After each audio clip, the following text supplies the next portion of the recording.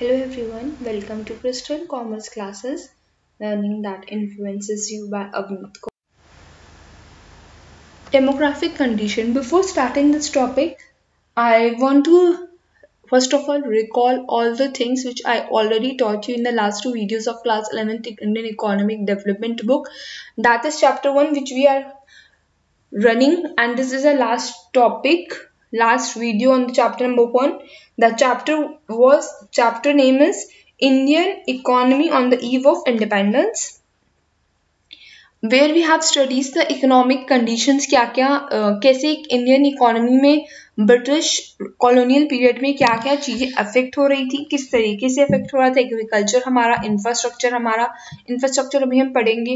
इसमें हमें पता चला कैसे इंडस्ट्रीज में इफेक्ट आ रहा था जब ब्रिटिशर्स इंडिया आए थे। हमें पता चला कि फॉरेन ट्रेड में क्या क्या बैरियर्स आ रहे थे, प्रॉब्लम्स फेस कर रही थी, कैसे इंडियन की जो भी गोल्ड एंड सिल्वर है उनके ट्रांजेक्शन्स वेल्थ जो थी वो ड्रेन होती जाएगी। ड्रेन ऑफ वेल्थ का हमने कंसेप्ट पढ़ा यहाँ पे। अब हम पढ़ रहे हैं डेमोग्राफिक कंडीशन।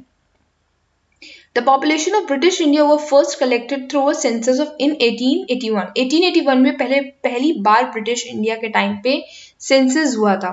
बिफोर 1921 से पहले India was in the first stage of demographic transition.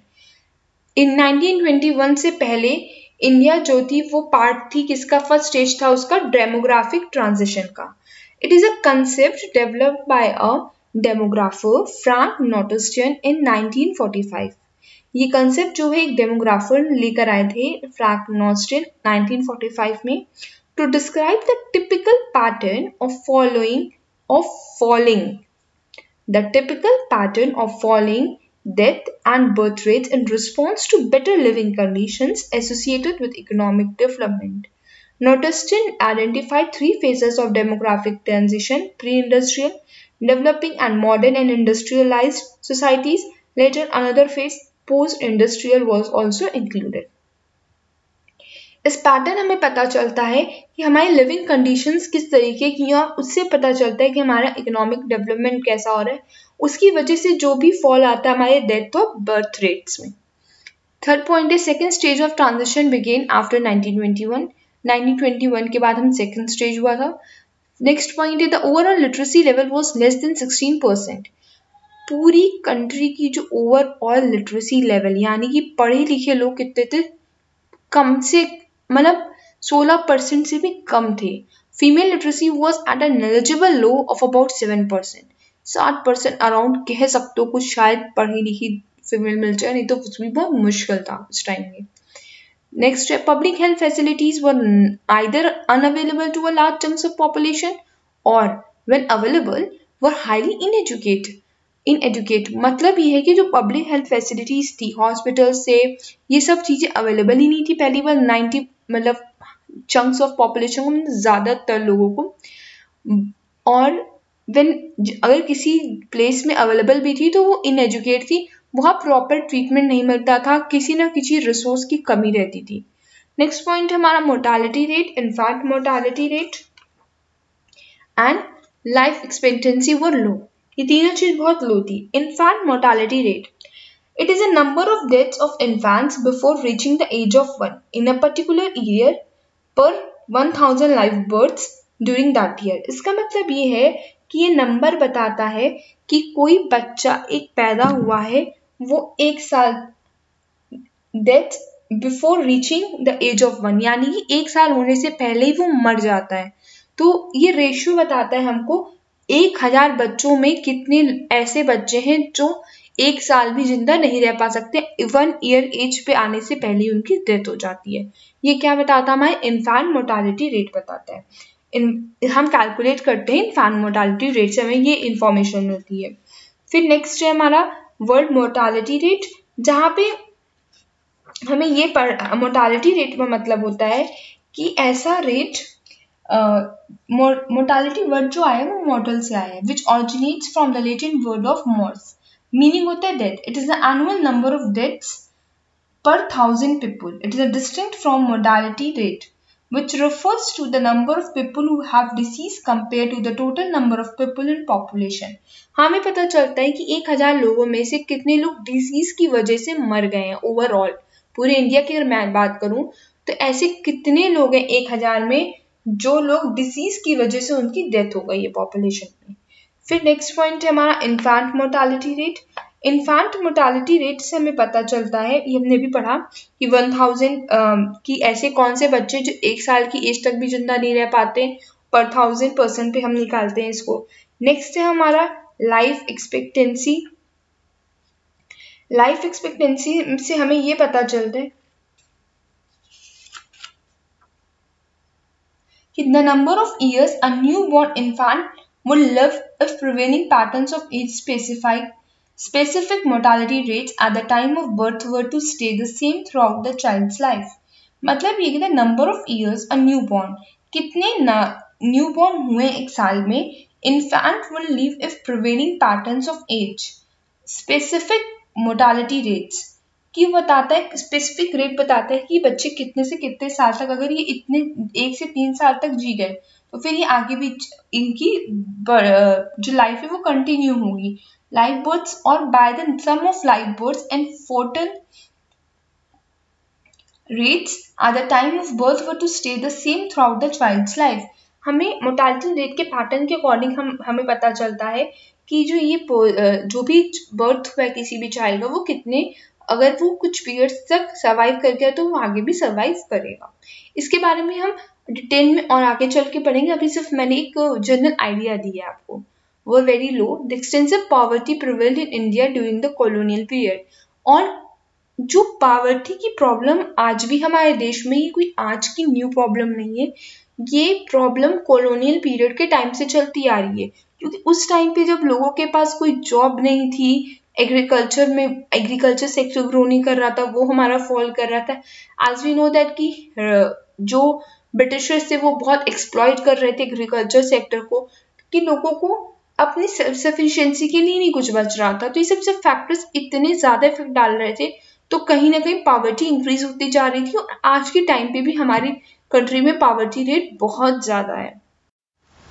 Occupational structure. During the colonial period, the occupational structure of India, that is distribution of working persons across different industries sectors, showed little changes. हमने देखा कि जो colonial period में ना, जो भी work in different industries में जो लोग वर्क कर रहे थे डिफरेंट सेक्टर्स में, कैसे उनमें चेंजेस आने लगे। The agriculture sector counted for the largest share of workforce. ज़्यादातर पर्सन एग्रीकल्चर सेक्टर में थे, which is usually remained at a high of 70 to 75%, जिनका रेशियो 70 to 75% रहता था, and which the manufacturing and the services और manufacturing समय 10 से 15-20% तक का वर्कफोर्स वहाँ पे इन्वॉल्व था। और there had been an increase in, और कुछ सेक्टर स्टेट्स में, उड़ीसा और राजस्थान एंड पंजाब में एग्रीकल्चर सेक्टर में थोड़े से इंक्रीजमेंट होने लगी, थोड़ा वहाँ से भी थोड़ा प्रॉफिट होने लग गया था, मतलब as compared to other states of the India. In the share of workforce in agriculture during the same time in states such as Odisha, Rajasthan and Punjab. Next जो effect हो रहा था during colonial period वो था हमारा infrastructure. So efforts were made by the colonial regime to improve the infrastructure such as railways, ports, water transports, post and telegraphs, but these facilities were spiced with selfish motives. ये बात सच है कि colonial period में infrastructure को efforts दिए गए थे उनके थ्रू, कि वो हमारे रेलवेज का कंसेप्ट उसी पीरियड में आया, पोर्ट्स का, वाटर ट्रांसपोर्ट, टेलीग्राफ्स, बट उनका मेन सेल्फ मोटिव था कि वो ट्रेड इजिली कर सके, ताकि वो ब्रिटिश में जो ब्रिटेन तक गुड्स को इजिली इम्पोर्ट एक्सपोर्ट कर सके। उनका मेन सेल्फ मोटिव था reason. The roads were built primarily served the purpose of mobilizing the army within India and drawing out raw materials from the countryside to the nearest railway station or the port to send these to far away England or other foreign destination. तो जो भी roads भी अगर इन्होंने build की थी, तो उनका मेन पर्पस था कि जो भी रॉ मटेरियल्स है वो इजिली रेलवे स्टेशन या पोर्ट्स के थ्रू इंग्लैंड पहुंचा सकें, या कोई फॉरेन डेस्टिनेशन है जहाँ से उनको ज़्यादा प्रॉफिट मिलने वाला है वहाँ पे वो एक्सपोर्ट इम्पोर्ट कर सकें। The British introduced railways in India 1850। पहली बार ब्रिटिश रेलवेज का जो कंसेप्ट आया था, रेलवेज जब सेट होने लगी थी, ट्रेन्स बनने स्टार्ट हुई थी हमारे यहाँ, तो 1850 में ब्रिटिश टाइम पे हुआ था। It enable people to undertake long distance travel, thereby break geographical and culture barriers. इसकी वजह से क्या हुआ कि पहला तो जो इफेक्ट पड़ा वो ये पड़ा कि लॉन्ग डिस्टेंस ट्रेवल थोड़ा सा इजी हो चुका था और जो भी जोग्राफिकल एंड कल्चर बैरियर्स थे वो भी खत्म हो चुके थे, वो खत्म हो रहे थे धीरे धीरे. It fostered commercialization of Indian agriculture, which adversely affected the self-sufficiency of the village economies in India. India's exports undoubtedly expanded, but its benefits rarely accrued to the Indian people. इसका मतलब ये है कि कॉमर्शलाइजेशन ऑफ इंडियन एग्रीकल्चर हमने पढ़ा कि commercialisation of agriculture में वो ऐसे क्रॉप्स ग्रो करते थे, ऐसी चीजें इंडिको ग्रो करते जिससे उनको प्रॉफिट ज्यादा हो. तो इसकी वजह से सेल्फ सफिशिएंसी इफेक्ट हो रही थी, फार्मर्स की विलेजेस इकोनॉमी डाउन होती जा रही थी और इसकी वजह से हमारे देश में पॉवर्टी एंड अनएम्प्लॉयमेंट रेशियो भी बढ़ता जा रहा था. It benefits really Indian people को बिल्कुल भी बेनिफिट्स नहीं हो रहा था, क्योंकि वो जैसी भी पॉलिसीज फ्रेम करते थे उनका मोटो क्या होता था कि वो खुद अपनी कंट्री को और अपने आप को जितना ज्यादा अपडेट कर सकें, जितना ज्यादा अपने आप को सेल्फ सफिशिएंट बना सके, अपनी कंट्री को वो डेवलप कर सके. उनका मेन रीजन सिर्फ अपनी कंट्री से था, अपने डेवलपमेंट से था. नेक्स्ट पॉइंट है the introduction of the expensive system of electric telegraph in India similarly serve the purpose of maintaining law and order. इसका मेन पर्पस था उनका कि वो लॉ एंड ऑर्डर को मेंटेन कर सकें. The postal services remain inadequate. Postal service भी बहुत इंपॉर्टेंट रोल प्ले नहीं कर पाई उस टाइम पे. तो कंक्लूजन क्या है कि eight the time of independence, जब इंडिपेंडेंस हुई, the impact of the 2 century long British colonial rule was already showing all the aspects of Indian economy. 2 century तक ब्रिटिश ने हम पे रूल किया और इससे हमें पता चला हमारे इंडियन इकोनॉमी की कंडीशन उन्होंने क्या कर दी थी. Prevalence of rampant poverty and unemployment required welfare orientation of public economic policy. Poverty बहुत ज्यादा थी उस टाइम हमारी कंट्री में, क्योंकि लोगों के पास ना जॉब थी. जॉब होगी तो पैसा कमाएंगे, तो वो अपनी जब लाइवलीहुड अर्न करेंगे तो पॉवर्टी जो धीरे धीरे ऑब्वियसली कम हो जाएगी. और पॉवर्टी एंड एम्प्लॉयमेंट का रेशियो का अगर हम देखें तो दोनों लोग बहुत मतलब अगर एक चीज बढ़ेगी तो दूसरी ऑटोमेटिक इंक्रीज होगी ही होगी. अगर हमारे पास पैसे ना हो किसी भी चीज के तो हम अनएम्प्लॉयड के साथ साथ पॉवर्टी लाइन की तरफ भी तो बढ़ेंगे. तो ये दोनों चीजें बहुत एक मतलब साइमल्टेनियसली वर्क करती हैं. और एम्प्लॉयमेंट बढ़ेगा तो पॉवर्टी भी कहीं ना कहीं कम होती जाएगी. लोग पॉवर्टी से बिलो पॉवर्टी लाइन में ना जाके वो बढ़ेंगे. तो इनवर्स रिलेशनशिप है कि अगर पॉवर्टी बढ़ेगी तो अनएम्प्लॉयमेंट भी बढ़ेगा, पॉवर्टी कम होगी तो अनएम्प्लॉयमेंट भी कम होगा. डायरेक्ट रिलेशनशिप बता रही है हमें. रिक्वायर्ड वेलफेयर ओरिएंटेशन, हमें ऐसे कुछ वेलफेयर ओरिएंटेशन, ऐसी पब्लिक पॉलिसीज आनी चाहिए जैसे हम मनरेगा, ये सब स्कीम्स के बारे में हम जानते हैं.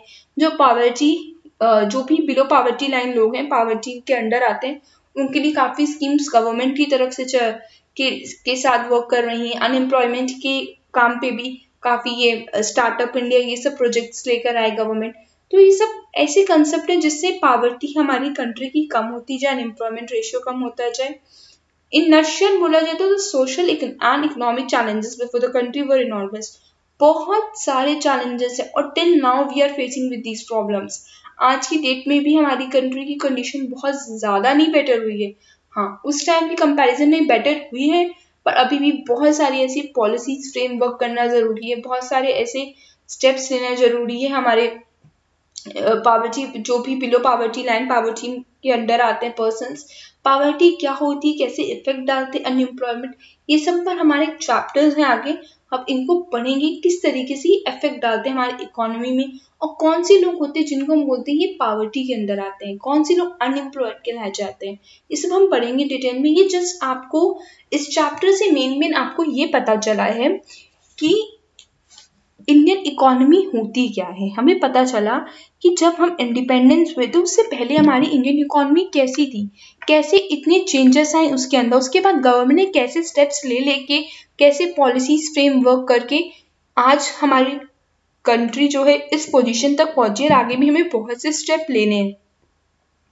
तो हमें ये पता चला कि क्या क्या इकोनॉमिक एस्पेक्ट से जो जो इफेक्ट हो रहे थे, कौन से एक्टिविटीज थी जो इफेक्ट हो रही थी, एग्रीकल्चर, इंडस्ट्री और इंफ्रास्ट्रक्चर, ये सब चीजें बहुत ज्यादा इनका बहुत ज्यादा मिसयूज हुआ था और बहुत ज्यादा प्रॉब्लमेटिक कर दी थी चीजों को. इन्होंने कंसेप्ट जरूर इंफ्रास्ट्रक्चर का लेकर आए, पर हर चीज का इनका एक सोल पर्पस, एक सेल्फिश पर्पस था.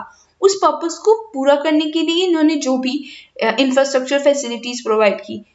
इसलिए अब इंडिया के पास करेंटली बहुत सारे चैलेंजेस हैं, सोशल इकोनॉमिक बहुत चैलेंजेस हैं, उसको फेस आज भी कर रही है इंडिया, और कैसे इन चैलेंजेस को बियर करके यहाँ तक पहुंची है ये सब हम फर्दर पढ़ेंगे। तो यहाँ पर हमारा chapter number 1 on Indian economy on the eve of independence complete होता है। Just a friendly reminder, knowing is not enough, we must apply. Willing is not enough, we must do. Believe in yourself. And yes, don't forget to subscribe and share the channel. Give your comments. If you have some doubt, please comment me on the comment box so that I can help you out. Thank you and have a nice day.